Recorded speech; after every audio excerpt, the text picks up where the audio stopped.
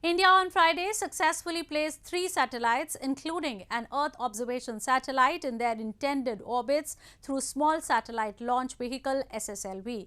The maiden flight of the SSLV had suffered a partial failure earlier in August when it had placed the injected satellite into a highly elliptical, unstable orbit.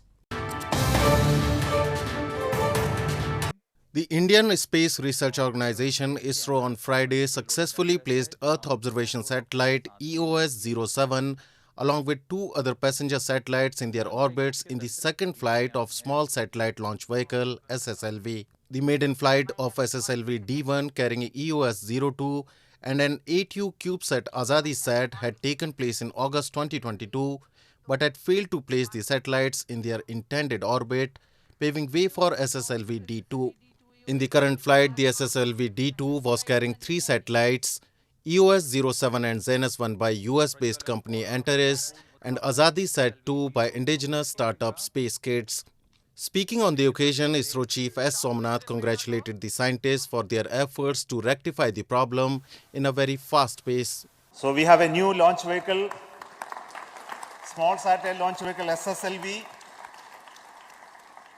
In its second attempt today, SSLV-D2 has placed the EOS-07 satellite in its intended orbit very accurately.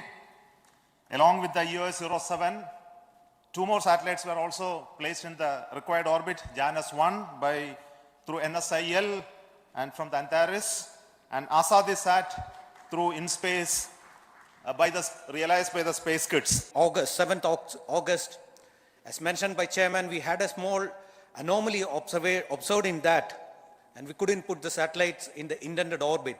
But detailed analysis further by a number of teams was carried out, and we were able to pinpoint the problem in the system, and we had to overcome that. According to the Indian Space Agency, SSLV caters to the launch of up to 500 kg satellites to low Earth orbits on a launch-on-demand basis.